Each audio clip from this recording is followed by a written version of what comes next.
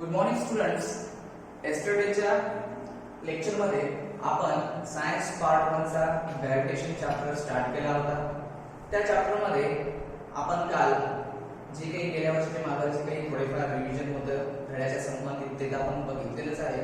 त्याचबरोबर आपण काल ग्रॅव्हिटेशन, त्यानंतर फोर्स आणि मोशन मधलं रिलेशन, ते कशा प्रकारे इफेक्ट होतं ते बघितलं. त्यानंतर न्यूटनचे जे लॉज ऑफ मोशन होते ते पाहिलेले आहे आणि सर्क्युलर मोशन आणि सेंट्रिपिटल फोर्स जे आहे ते सुद्धा आपण काल काय केलेलं आहे, बघितलेलं आहे. तर आज आपल्याला या ठिकाणी केपलर्स लॉ शिकायचे. आपल्याला काय शिकायचे या ठिकाणी? आज केपलर्स लॉ आपल्याला आज शिकायचे आहे. तर बघा, केपलर्स लॉ जे आहे, केपलर्स लॉ शिकण्याच्या पहिले त्याची थोडीशी आपण हिस्ट्री बघून घेऊ. तर ॲस्ट्रॉनॉमर्स जे आहेत ते एन्शियंट टाइम पासून प्लॅनेट जे आहेत त्या प्लॅनेटची पोझिशन, त्यांची मोशन याची माहिती जी आहे ते एन्शियंट टाइम पासून ते कलेक्ट करत होते. गॅलिलिओ येण्याच्या पहिले आपण यांची जी काही मोशन होतं, प्लॅनेटची जी पोझिशन होती ती फक्त आपल्याला नेकड आईनच बघावी लागली. का? कारण गॅलिलिओ आल्यानंतरच आपल्याला काय झालेलं आहे, दुर्बिणीचा जो काही आहे तो त्या ठिकाणी म्हणजे टेलिस्कोप जे आहे त्याचा काय लागलेला आहे, शोध लागलेला आहे. त्याच्या पहिले टेलिस्कोप्स नव्हते. नेकड आईजच आपल्याला काय करावं लागलेलं होतं, प्लॅनेटरी मोशन आणि पोझिशन बद्दल इन्फॉर्मेशन घ्यावी लागली होती. बाय द 16th सेंचुरी, 16व्या शतकापर्यंत हे जे काही प्लॅनेटरी मोशन आहे, प्लॅनेटरी पोझिशन आहे, त्याचा फार मोठ्या प्रमाणामध्ये जो डेटा आहे तो आपल्याजवळ गोळा झाला होता. आणि या डेटाचा चांगल्या प्रकारे उपयोग कोणी केला असेल तर तो होता जोहानस केपलर यांनी. Johannes Kepler uses all that data up to the 16th century. Okay, and by using that data, he concluded that all these planets which are revolving, they follow a certain law. त्याला असं वाटलं हे जे काही ग्रह फिरतात, हे ग्रह जे परिभ्रमण करतात, रोटेट होतात, हे एक सर्टन लॉ प्रमाणे रोटेट होतात.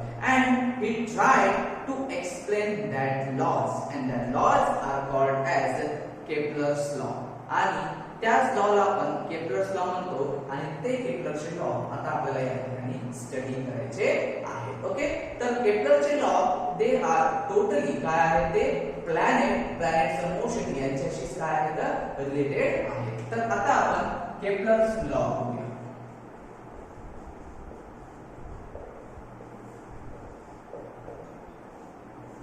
तर केपलर्स लॉ बघण्याच्या पहिले तुम्हाला सर्कल आणि एलिप्स या दोघांमधला काय असणं आवश्यक आहे, फरक, त्यातला डिफरन्स माहित असणं आवश्यक आहे. बघा, सर्कल आणि एलिप्स या दोघांमध्ये बेसिकली फरक काय असतो, तर जो काही आपला सर्कल आहे या सर्कलला एकच फोकल असतं, ज्याला तुम्ही मॅथमॅटिकली सेंटर म्हणता आणि या सेंटरवरून रेडियस घेऊन युनिफॉर्मली तुम्ही काय करता, डायरेक्टली सर्कल ड्रॉ करता. पण हा झाला तुमचा सर्कल. पण जो काही एलिप्स आहे, एलिप्स कसा नसतो, हा आपला एलिप्स आहे आणि या एलिप्सला दोन फोकल असतात. किती फोकल असतात? दोन फोकल असतात. तुम्हाला आठवत असेल 9th च्या सायन्स मध्ये आपण मिरर जो चॅप्टर बघितला होता, त्या ठिकाणी मिरर आपण बघितल्याच्या नंतर त्याच्यामध्ये ज्या ठिकाणी जे लेन्सेस होते त्यामध्ये सुद्धा तुम्हाला काय दिसले होते, दोन फोकस त्या ठिकाणी फोकल त्या ठिकाणी दिसलेल्या होत्या. त्यासारखेच या ठिकाणी या फोकल आहे, हा तुमचा एलिप्स आहे. याला किती आहे, या दोन फोकल आहे आणि हा सर्कल आहे, त्याला फक्त एकच आहे. ठीक आहे, तर एलिप्स या ठिकाणी आपल्याला याच्यासाठी सांगायचं आहे कारण प्लॅनेट जे आहे, प्लॅनेट हे इलिप्टिकल रोटेट करतात. सनच्या भोवती ते कशा रोटेट होतात, इलिप्टिकल, ते सर्कल मध्ये नाही होत. तर आता बघा, आपल्याला इलिप्स जर पाहिजे असेल तर इलिप्स कसा भेटतो, तर बघा तुम्हाला काय करायचं आहे, एक कोन घ्यायचा आहे. हा एक कोन आपण घेतलेला आहे. या कोनला जर आपण काय केलेलं आहे, हॉरिझॉन्टल डायरेक्शन मध्ये जर आपण याला काय केलेलं आहे, कट जर केलं आणि टॉप करून जर आपण याला बघितलं तर याचा जो टॉप व्ह्यू आहे तो तुम्हाला कसा दिसणार आहे, सर्कल दिसणार आहे. याचा टॉप व्ह्यू कसा दिसतोय तुम्हाला, सर्कल दिसतो, राईट. आता याच प्लेनला, हा जो कटिंग प्लेन आहे, या कटिंग प्लेनला आपण जर इन्क्लाइन केलं, या कटिंग प्लेनला आपण काय केलं, इन्क्लाइन केलं, तर आताचा मात्र जो काही आपल्याला शेप दिसेल तो शेप आता सर्क्युलर न राहता तो शेप मात्र कसा होऊन जाईल, तो शेप आता आपला इलिप्टिकल होईल. दॅट मीन्स जर आपल्याला इलिप्टिकल शेप घ्यायचा असेल तर या कोनला आपल्याला कसं कट करावं लागेल, त्याला ऍट अन इन्क्लाइन्ड अँगलला आपल्याला कट करावं लागेल. ठीक आहे. तर हा तुमचा इलिप्स आहे with to focal points.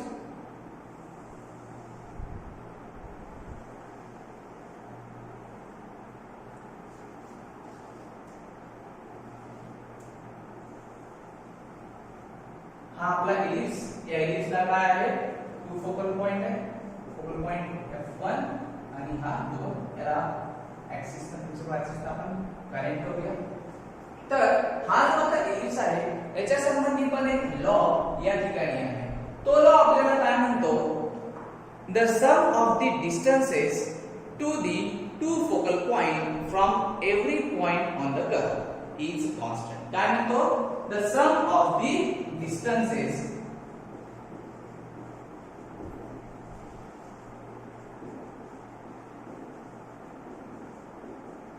to the two focal point from any किंवा every point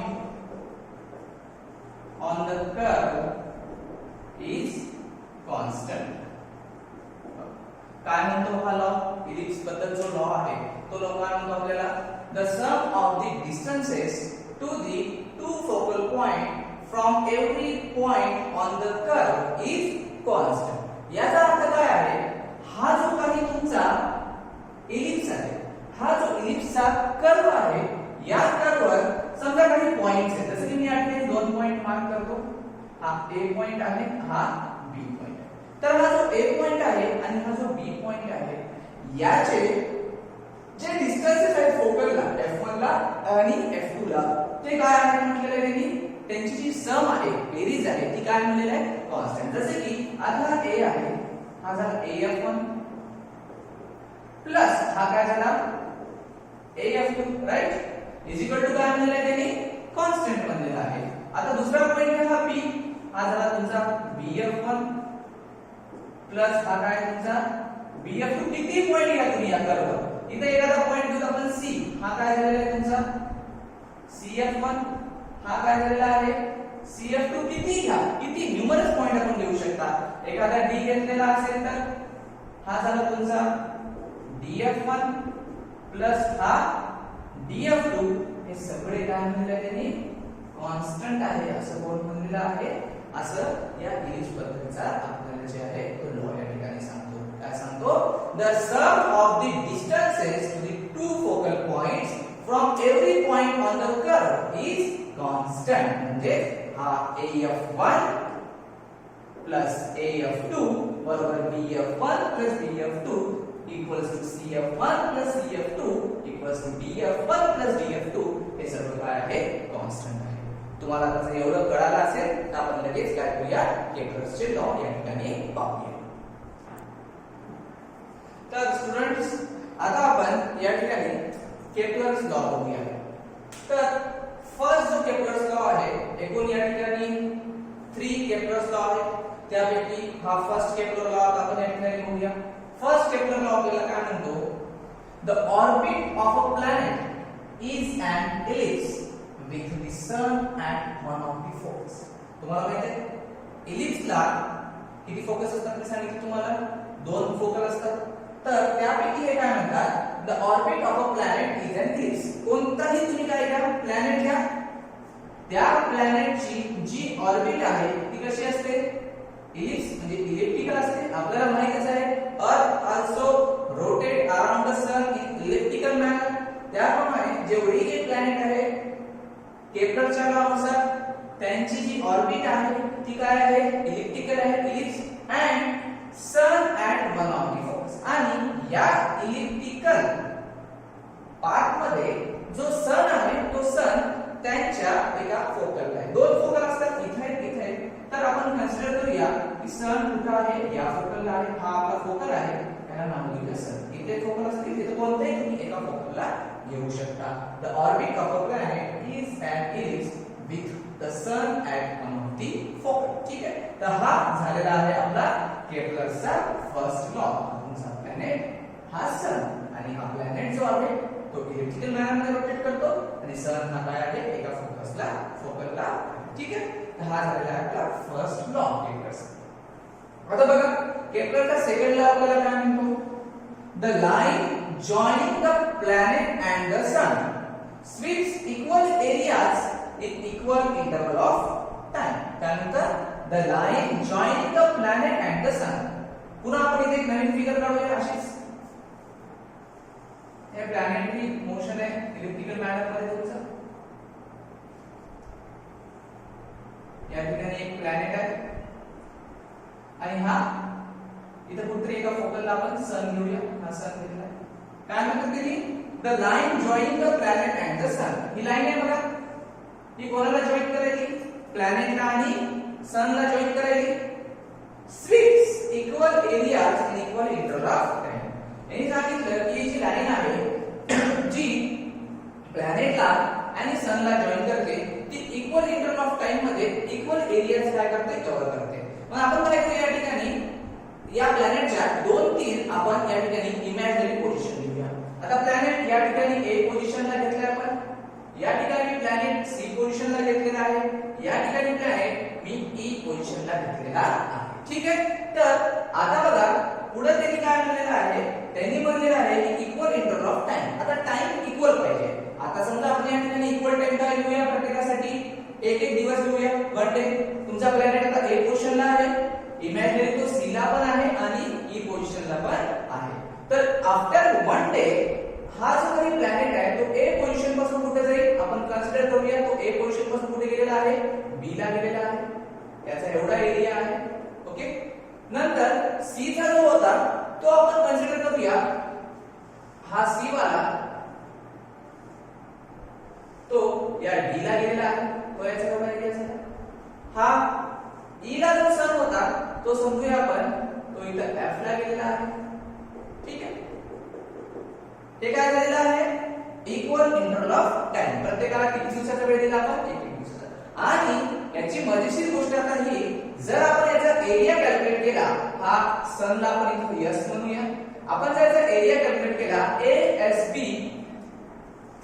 नंतर CSD आणि ESF हे तिन्ही एरिया काय येतील? सारखे येतील. म्हणजे हा जो तुमचा एरिया आहे ASB हा पहिल्यासाठी, CSD दुसऱ्यासाठी आणि ESF तिसऱ्यासाठी हे तिन्ही काय त्या ठिकाणी सारखे आहेत. म्हणजे काय?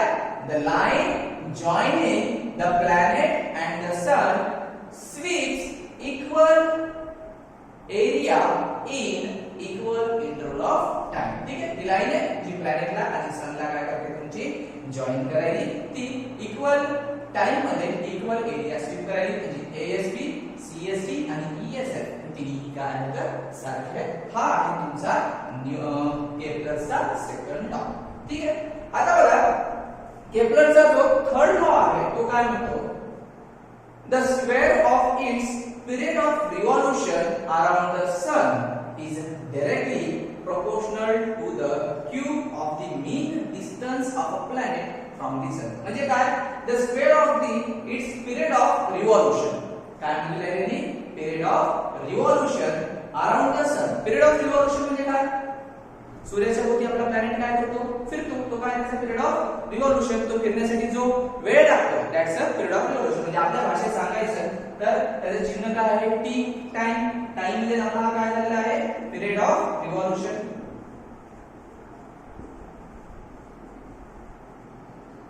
Around the sun is directly proportional to the cube of the mean distance of a planet from the sun. हा तुमचा जो प्लॅनेट आहे या प्लॅनेटचं सन पासूनचं जे मीन डिस्टन्स आहे त्याला आपण म्हणतो आर. आर म्हणजे काय आहे? Mean distance of the planet from sun. Okay, T म्हणजे काय आहे? आपलं पिरियड ऑफ रिव्हॉल्यूशन आहे आणि आर म्हणजे काय आहे? Mean distance of the planet from the sun. हे काय आहे? आपल्या ठिकाणचं आर आहे. तर पुढे या लॉ मध्ये काय म्हणतो? The square of its period of revolution. म्हणजे काय आला T square is directly proportional. कसं आहे म्हणले ते डायरेक्टली प्रोपोर्शनल. दोन प्रकारचे प्रोपोर्शन असतात इन्व्हर्सली आणि डायरेक्टली. त्यांनी डायरेक्टली म्हणलेलं आहे तर आपण डायरेक्टली प्रोपोर्शनल घेऊया.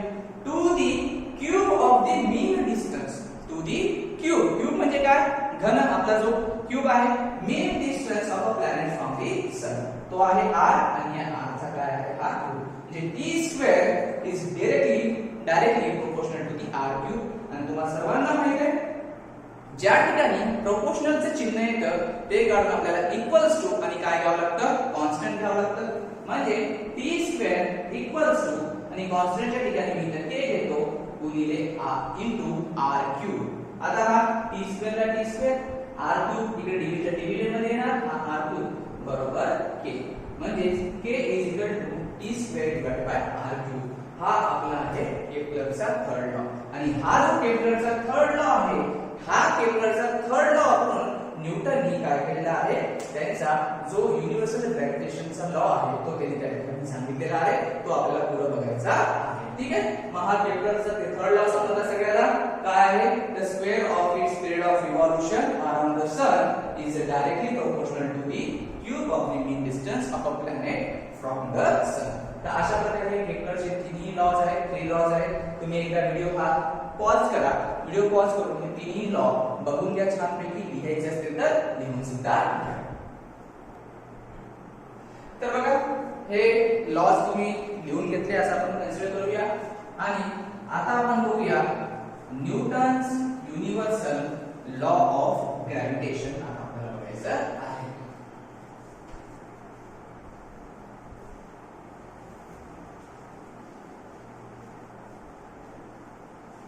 मी तुम्हाला काल सांगितलं होतं तुम्हाला आठवत असेल की प्रत्येक ज्या काही दोन ऑब्जेक्ट आहेत ते एकमेकाला अट्रॅक्ट करतात सांगितलं होतं. ते न्यूटननी सांगितलेलं आहे आणि याच लॉ मध्ये सांगितलेलं आहे. त्यालाच आपण म्हणतो Newton's universal law of gravitation.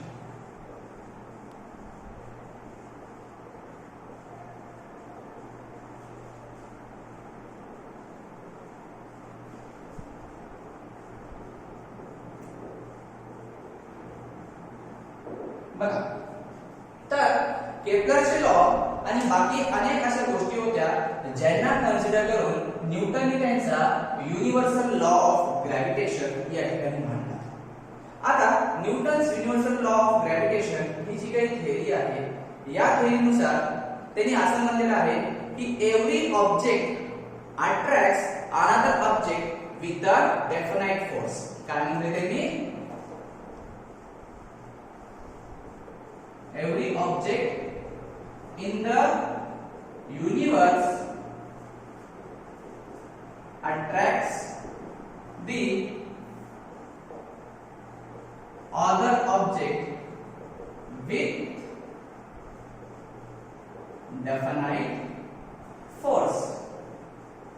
ठीक आहे. याचा अर्थ असा की या युनिव्हर्स मध्ये कोणतेही दोन ऑब्जेक्ट असू द्या त्या दोन ऑब्जेक्ट मध्ये काय असतं अट्रॅक्शन फोर्स. इकडे एक ऑब्जेक्ट आहे इकडे एक ऑब्जेक्ट आहे. या दोन्ही ऑब्जेक्ट मध्ये काय आहे अट्रॅक्शन फोर्स आहे आणि ती अट्रॅक्शन फोर्स म्हणजे डेफिनेट. ओके. आणि ही जी काही अट्रॅक्शन फोर्स आहे this attraction force is according to the Newton's universal law of gravitation theory this attraction force is directly proportional to the product of the masses of that object. तुमचे जे काही object आहे त्या ऑब्जेक्टचे जे काही masses आहेत त्या मासेसच्या प्रोडक्टला हे डायरेक्टली प्रोपोर्शनल आहे. And that attraction force is inversely proportional to the square of the distance between the two object. Okay. म्हणजे त्या दोन ऑब्जेक्ट मधलं जे डिस्टन्स आहे त्या डिस्टन्सच्या स्क्वेअरला हे युनिव्हर्सली काय आहे त्या ठिकाणी प्रोपोर्शनल आहे. ठीक आहे. त्याला मी स्टेटमेंट मध्ये लिहितो this attraction force is directly proportional to the product of the masses of two objects and inversely proportional to the square distance, inversely proportional to the square distance between them. ठीक है, this attraction force is directly proportional to the product of the masses of two objects and inversely proportional to the square distance between them. आता कसं याला आपल्याला सांगायचं म्हणजे तर बघा या ठिकाणी दोन ऑब्जेक्ट आहेत. हा एक ऑब्जेक्ट आहे आणि हा दुसरा ऑब्जेक्ट आहे. ओके, हा ऑब्जेक्ट याचा मास m1 आहे, हा ऑब्जेक्ट याचा मास m2 आहे. राइट, आता या दोन ऑब्जेक्ट मधले जे डिस्टन्स आहे पुस्तकामध्ये distance is denoted by d but I am writing here as a r. Okay, मी या ठिकाणी डिस्टन्स काय लिहितोय r असं लिहितोय. आता हे जे दोन ऑब्जेक्ट आहेत definitely they are applying some attraction force towards each other. This object applying attraction force on this object and the second object applying attraction force on the first object. ठीक आहे, मग हा F म्हणजे attraction force m1 आणि म्हणजे मास आणि हा r म्हणजे काय त्या दोघांचा डिस्टन्स आहे. आता न्यूटनच्या या थेअरीनुसार this attraction force, हा जो attraction force आहे F is directly proportional, काय सांगितलंय, is directly proportional to the product of the masses of two objects, is directly proportional to the product of the masses of the two objects. Product म्हणजे काय, त्यांचा multiplication, masses of two objects, दोन्ही ऑब्जेक्टचा masses म्हणजे हा m1 आणि हा m2.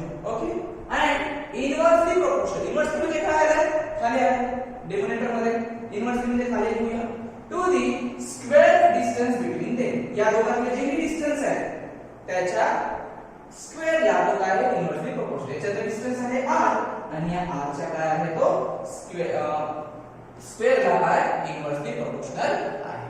आपण आतापर्यंत जेवढी साइन शिकलेलं आहे त्याच्यामध्ये हे जे काही प्रोपोर्शनलचे साइन आहे या प्रोपोर्शनलच्या साइनला काढून तुम्हाला इक्वल्स टू आणि त्या ठिकाणी काय घ्यावं लागतं, कॉन्स्टंट घ्यावं लागतं.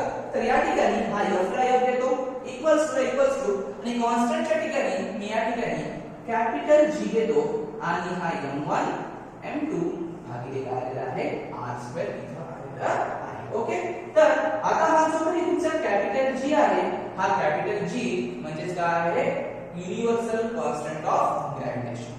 कॅपिटल G म्हणजे काय आहे तुमचा युनिव्हर्सल कॉन्स्टंट ऑफ ग्रॅव्हिटेशन. हाच काय आहे आपला, हा जो काही कॅपिटल G आहे तो कॅपिटल G म्हणजे काय आहे आपला युनिव्हर्सल ग्रॅव्हिटेशन कॉन्स्टंट. हा कॅपिटल G काय आहे आपला युनिव्हर्सल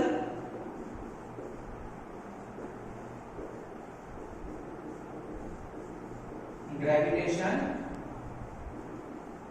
कॉन्स्टंट. ओके, हा कॅपिटल G म्हणजे युनिव्हर्सल ग्रॅव्हिटेशन कॉन्स्टंट आपल्याला आहे. आता बघा तुम्ही जर या ठिकाणी बघसाल तर हे जे काही मासेस आहेत हे मासेस डायरेक्टली प्रोपोर्शनल आहेत आणि जे डिस्टन्स आहे ते डिस्टन्स कसं आहे, ते डिस्टन्स या ठिकाणी त्याला युनिव्हर्सली प्रोपोर्शनल होत आहे. म्हणजे डायरेक्टली आणि युनिव्हर्सली याचा फरक एवढा, डायरेक्टली म्हणजे ते सरळ असतं आणि युनिव्हर्सली म्हणजे त्या ठिकाणी कसं असतं छेदामध्ये या ठिकाणी आलेलं असतं. आता या ठिकाणी हे डायरेक्टली प्रोपोर्शनल आहे, याचा अर्थ आहे की मास जर आपण वाढवला, हे जो ऑब्जेक्ट आहे या ऑब्जेक्टचा मास जर आपण वाढवला तर सिंपल सी गोष्ट आहे अट्रॅक्शन फोर्स पण काय होणार आहे वाढणार आहे. मास जर आपण डिक्रीज केला तर अट्रॅक्शन फोर्स पण काय होणार आहे या ठिकाणी कमी होणार आहे. समजा तुम्ही जर या ठिकाणी मास डबल केला तर अट्रॅक्शन फोर्स पण काय होणार आहे डबल होणार आहे. आणि आता या ठिकाणी बघा हा जो r आहे, हा जो r आहे हा r या ठिकाणी काय तो जो आहे तो या ठिकाणी इनव्हर्सली प्रोपोर्शनल आहे, म्हणजे तो इनव्हर्स आहे. त्याचा इनव्हर्सचा अर्थ असतो उलटा. आता समजा या ठिकाणी हे जे डिस्टन्स आहे याला जर आपण काय केलं डबल केलं तर जो फोर्स आहे तो कमी होईल आणि तो कसा कमी होईल 1/4 ना त्या ठिकाणी फोर्स काय होणार आहे कमी होणार आहे. ठीक आहे, हे तुम्ही लक्षात ठेवा. फक्त एवढं जरी लक्षात राहिलं की मास डायरेक्टली प्रोपोर्शनल असल्यामुळे मास वाढलं तर फोर्स वाढणार, मास कमी झालं तर फोर्स कमी होणार. आणि डिस्टन्स इनव्हर्सली असल्यामुळे डिस्टन्स जर वाढला तर फोर्स कमी होईल आणि डिस्टन्स जर कमी झालं तर फोर्स वाढेल. एवढं तुम्ही आता या ठिकाणी काय करा लक्षात घ्या. आता बघा पुढे आपल्याला काय करायचं आहे युनिव्हर्सल ग्रॅव्हिटेशन. पुढे आपल्याला हा जो काही युनिव्हर्सल ग्रॅव्हिटेशन कॉन्स्टंट आहे याचा एक्झाम मध्ये आपल्याला एसआय युनिट विचारले जाऊ शकतात. तर आपण एसआय युनिट काढूया. SI unit of capital G या ठिकाणी आपण काढूया. त्यासाठी तुम्हाला हे इक्वेशन पहिले कॅपिटल जी मध्ये घ्यावं लागेल. तर बघा हे इक्वेशन कॅपिटल जी मध्ये आपण घेऊया. f ला f भागाकारात इकडे येऊन मल्टिप्लिकेशन मध्ये r² आणि डिवाइडेड बाय काय तुमचं m1 आणि m2 हे इक्वल्स टू म्हणजे capital G equals to f into r² divided by m1 and m. आता बघा या ठिकाणी या ज्या काही क्वांटिटीज आहेत f म्हणजे फोर्स, r म्हणजे डिस्टन्स आणि m म्हणजे मास. तर याची तुम्हाला SI युनिट्स या ठिकाणी माहित असणं अत्यंत आवश्यक आहे. बघा जो फोर्स आहे फोर्सचे SI युनिट आहे न्यूटन, r म्हणजे डिस्टन्स त्याचे SI युनिट आहे मीटर आणि मासचे SI युनिट आहे किलोग्रॅम. ओके तर या फिजिकल क्वांटिटी आहे त्याची युनिट्स आहे तुम्ही लक्षात घ्या. तर सिंपल सी गोष्ट आहे त्यांची युनिट आपण या ठिकाणी मांडूया. फोर्स युनिट आहे न्यूटन त्याचे मी सिंबल लिहितो n. r म्हणजे डिस्टन्स आणि डिस्टन्सचा स्क्वेअर आणि डिस्टन्स युनिट आहे मीटर म्हणजे काय यावं लागेल मला metre square divided by m म्हणजे काय आपलं m म्हणजे या ठिकाणी मास आहे आणि मास युनिट काय असतं किलोग्रॅम. याचं केजी याही मासचं केजी म्हणजे केजी गुणिला KG. Newton into metre square आणि डिवाइडेड बाय काय आहे तुमचा केजी स्क्वेअर आहे. तर जी चं जे काही आपलं एसआय युनिट आहे SI unit of G capital G म्हणजे काय आहे युनिव्हर्सल ग्रॅव्हिटेशनल कॉन्स्टंट त्याचा एसआय युनिट काय आलेला आहे newton metre square per KG square. आता बघा त्याला पर केजी स्क्वेअर लिहितात किंवा जो काही आपला हे आहे या केजी स्क्वेअरला आपण जर वर आणलं त्या ठिकाणी तर हे मायनस मध्ये होईल न्यूटन मीटर स्क्वेअर इनटू केजीचा जो इंडेक्स आहे तो तुमचा काय आहे त्या ठिकाणी मायनस होईल. हे दोन्ही काय आहे या ठिकाणी आपले लॉ एसआय युनिट ऑफ जी या ठिकाणी आहे. तर बघा हे जे काही आपलं युनिव्हर्सल ग्रॅव्हिटेशन कॉन्स्टंट आहे त्याचं तर हे काय आलेलं आहे एसआय युनिट आलेलं आहे newton metre square per KG square. आता हे जे काही कॅपिटल जी आहे याची व्हॅल्यू पण आहे याची कॉन्स्टंट व्हॅल्यू आहे जी कुठेही काय होणार नाही बदलणार नाही आणि ती व्हॅल्यू आहे 6.67 into 10 to the power of -11 newton metre square per KG square. ही कोणाची व्हॅल्यू आहे कॅपिटल जी ची व्हॅल्यू आहे 6.67 into 10 to the power of -11 newton metre square per KG square. आणि बघा या ठिकाणी ही जी व्हॅल्यू आहे ही व्हॅल्यू तुम्हाला रिमाइंड करायची आहे नेहमीसाठी आठवण ठेवायची कारण याच्या पुढे अनेक न्यूमरिकल मध्ये तुम्हाला हा एक formula F = capital G m1 m2 r² आणि त्यामध्ये ही जी कॅपिटल G ची किंमत आहे ती व्हॅल्यू तुम्हाला या ठिकाणी पाठ ठेवावी लागते. ठीक आहे तर आजच्या लेक्चर मध्ये आपण एवढंच घेऊया. उद्याच्या लेक्चर मध्ये आपल्याला काय करायचं आहे न्यूटनने जे सांगितलं की काय सांगितलं हे जे डिस्टन्स आहे ते डिस्टन्स काय सांगितलं त्यांनी inversely proportional to the square. काय म्हणलेलं आहे the attraction force is inversely proportional to the square of the distance. Okay attraction force is inversely proportional to the square of the distance. तर ते कोणत्या बेसवर म्हणले आणि ते म्हणण्यासाठी त्यांनी केपलरच्या कोणत्या लॉची हेल्प घेतली ते आपल्याला उद्याच्या लेक्चर मध्ये बघायचं आहे. तर आजच्या लेक्चरसाठी आपण एवढंच घेऊन आज स्टॉप करूया.